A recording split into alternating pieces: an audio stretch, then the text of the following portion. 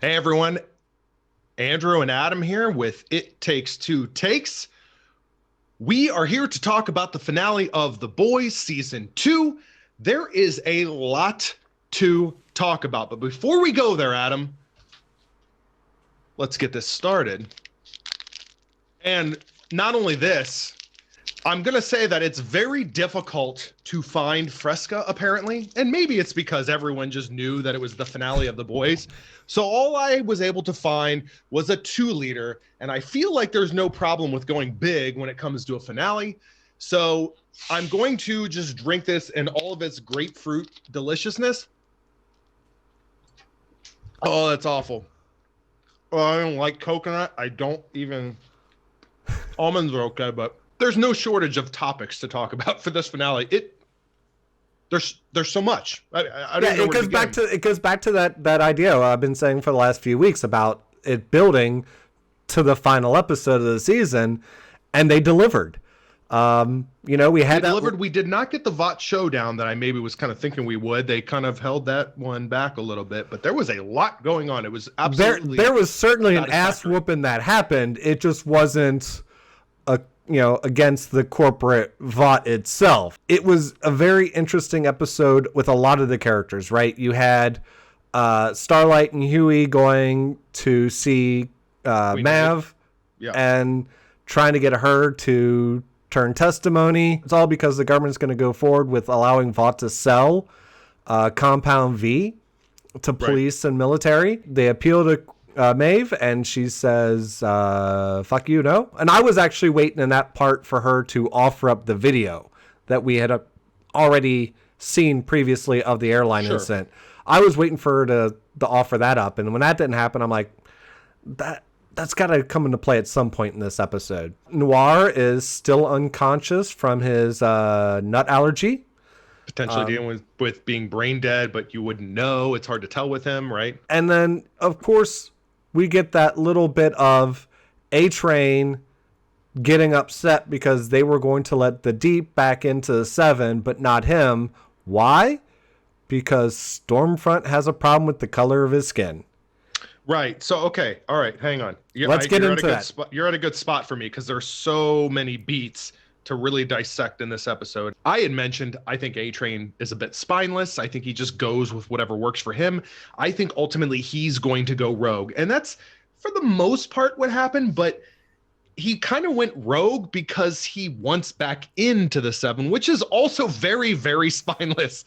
And he ultimately catches on to Stormfront, which was only a matter of time, right? The fact that so I saw wondering how that was going to clash. I saw when the guy was bringing the tray in that the napkins kind of moved. I'm like, that seemed important there, because they were focused. The napkins almost got a breeze, and I'm like, all right. So when A-Train stepped out, I was not as surprised when he stepped out, apparently, of overhearing that conversation. And then what's he do? He finds Huey and Starlight, and they don't get a new witness. They get a whole treasure trove of information about Stormfront. I didn't think they could keep that secret going, and it was a great way of kind of bringing that out, where A-Train kind of gets a little of an FU on Stormfront. Mm-hmm. And the church, which still sounds more and more like Scientology with every episode. We see that Homelander's still struggling to be a dad. Ultimately, when the kid can't handle a crowd because he's never been around one, they take him to the cabin. And I feel like that's where we really hit the culmination of all the events in the early part of the episode just kind of build up to that cabin, right? Because that's ultimately where everything kind of hits the fan. Well, let's point out because I think that's probably where we could spend the most time is moving from cabin on. Yes. But let's also call out the fact that, I think it's an interesting dynamic where Billy is making a deal essentially with Stan Edgar, and essentially sacrificing, his wife's love and connection to her child in order to have her back and have her back to the way things that were, right? Right. And ultimately making a very sort of kind of hustler Billy move. There was no way she was going to leave her kid unless she thinks it's in the best interest. But then we get to the cabin. we get to the cabin, and look, I think as much as the character of Ryan, okay, look, as a child actor, not the best performance, but he's essential for how much the characters around him that we follow through these 2 seasons are changing for better or worse. As we get into the events that happen, I think Stormfront ultimately will regret her trying to help teach him how to use his eye blasters. Because that's one of the things they tried to do, is get him to unlock his superpower, and he was struggling because. Right. But ultimately, it's when they're trying to teach him this that her phone just starts blowing up about all the information that's been leaked about her. Right. Right. And that was the whole plan. Get her out of there first. And then once they did, the next thing was to lure Homelander out. And that's the part where Ryan meets Billy. And I was almost expecting Rebecca to say, it's a friend of Mommy's. So when she sat there and said, this is Mommy's husband. Yeah. I'm like, all right, well, that's owning up more than I was expecting her to. That was an important moment, I think. It gave Ryan a little bit of level of trust, and I think ultimately make a decision he makes later in the episode. But then also, I think it shows that there's a level of closure between him and Rebecca. They get Ryan out. They get back to the little hangar or whatever, and that's when Stormfront shows up. Stormfront shows up. Awesome fight sequence, 3-on-1. Even before that, ultimately ended up with someone curling up in the fetal position as 3 people kicked her for a brief moment there. It was awesome. What was great about that, building up to that, is you had both Kimiko and Starlight both doing an okay job of fighting her. The rest, their guns weren't doing jack. Maeve showed up, and then it becomes a just straight up beatdown of Stormfront at that point. Oh, I was loving that beatdown of those 3 girls just beating her down. It was very basic, but I think it was so simple at a point. You're right. The fight itself. It didn't need to be so people satisfying. flying. It didn't need to have people flying all over the place. Keeping that fight contained of just right there. But at the same time, we've got vault guys who show up at the cabin expecting to find Billy and the boy. They were nothing. And that's when they find out they got double crossed, and Homelander shows up. When he steps out of that cabin just covered in blood, you're just like, wow. At least I was. Ultimately catching up to Billy, Becca, and Ryan, but not before Stormfront does. That moment with Stormfront, again, Ryan is a much more significant character, at least in this season, than maybe we probably have given him credit for. We know the potential that he has with the powers that he has and the fact that he's Homelander's son, of course, but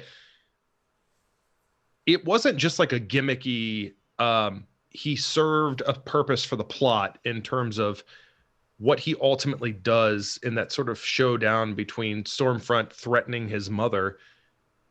Well, and they said he needed some hate in order to unlock his power, and there were some deeper things that Stormfront gave him some hate, watching his mother being strangled to death. Yet he also saw all the collateral damage, of that hate, and that's his own mother being mortally wounded, and the guilt that he felt in that moment, and Butcher witnessing that entire moment. So there's so much going on there. You could tell he wanted to pick up that crowbar and hit the kid with it, right? Because he did, until he realized that the kid could have gone with Homelander. Well, right. When Homelander shows up and Ryan chooses Billy, he realizes, okay, maybe this kid does have a chance. And he promised Becca. So he made a deal. He promised her a dying wish, and he kept it. Stormfront is carved up, burned up. And we see Homelander not taking that very well, because again, he is all about this. I got to attach myself to somebody, right? Right. And he's practically blaming Ryan in that moment, like, you did this, Right. We get Maeve showing up again, and now the video of the airplane incident from season 1 gets used as you're going to leave everybody alone, or this gets out and nobody will love you. Because that's ultimately, and that's where it really drove home, We've was when talked she about said, this, yeah, where when multiple she times. sits there and says, like, that's fine. Everyone will see you for the monster you are, and nobody will love you. And he needs hears people. the crowd in his head like a pulse, Right. chanting Homelander, and he's consumed with it. He's addicted to it. He can't live without it. And it ties right into the very last kind of shot we see of him up on top of a building, jerking off to a skyline. Yeah. Just, I can do whatever I want, Right. He's up on top of that building jerking off in plain view because, hey, I can do whatever I want. He's trying to convince himself because he's now been manipulated to do exactly what he didn't want to do. Yeah. Which was to forgive everybody and let everyone go, right? Right. And then that leads into everyone kind of goes their own separate ways, right? Sort of, right? I mean, significantly, the Seven is kind of restored to a degree. We get the offer, Billy gets the offer that there's some budget for a special covert team, and he doesn't really answer it. They leave that open-ended. Right. We see MM going home to his wife and child. Mm-hmm. Kimiko and Frenchie going to go out dancing. For a dance. Right. Yeah. But then we find out who actually blew up all the heads. Victoria Newman. Which she did a great actress job then. If she was the one blowing up all the heads, freaking out about all the heads exploding, right? Yeah, no one was watching her except for us, the viewer. So I don't know why there was the focus on her. The panic that she had, like who was she trying to sell? Right. Okay, but nitpicking. But right. But ultimately we find out she's a soup. So apparently she's got some ulterior motives also.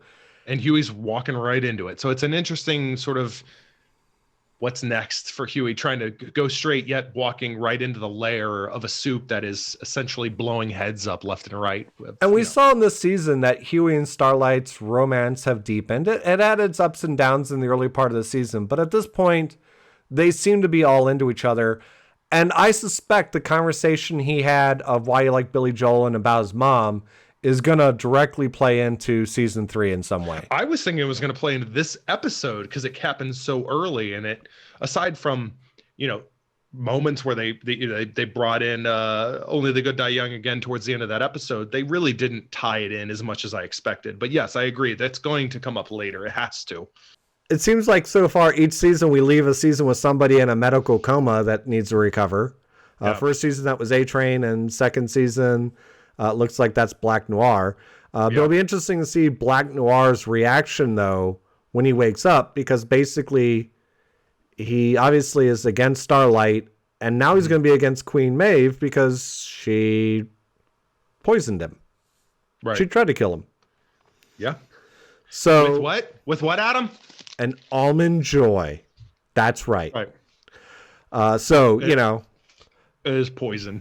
The interesting thing is Stormfront is still alive. She's not dead. Let's put it that way.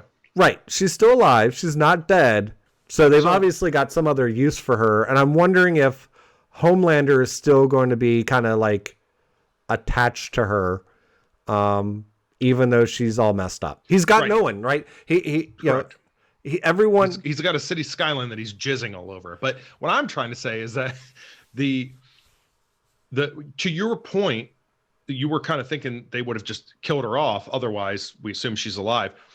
I felt the same way because the moment that Homelander was having a bit of a sort of emotional moment, whatever you want to call it, when he was looking at her, again, carved up, charred, I was expecting him to just completely laser eye her and put her out of her misery. And that did not happen. And when that did not happen, I said to myself, like, it's open-ended. She's not dead. He might do her bidding. Like, he might be secretly meeting with her in the third season and still kind of doing whatever it is she asked for, because he doesn't have anybody else and he's losing it, right? Everyone's against him. Everyone is against him at this point. So I feel like he's still going to have that attachment, which is why they may have actually kept her alive. This episode, this season, especially for a second season, it delivered, in my opinion. Anyone that I would have recommended this show to this season would go right along with my opinion of it being quality. It completely leans into what makes it so good and just moves. And I'm excited for whatever else they're going to do after this. Look, Adam, we got through an entire season of a show on this channel for the first time ever. Yep. On this channel, which means nothing because we've been doing this for maybe 4 months now. But to the point where I've done product placement and I am miserable consuming it, and there is no monetization for this channel. So this is very real. This is a real stunt for this show. I'm glad we did it. And we'll be happy to come back and do season 3 if and when it happens. And if you got any thoughts you're in on this episode or the season, or on Enjoy or Fresca. Right. Leave them in the comments below. Like and subscribe and all the usual stuff. And we'll see you for the review of episode 2 of Warrior. And if you haven't seen our review of season 2, episode 1 of Warrior, check that out. But until next time, this has been It Takes Two Takes.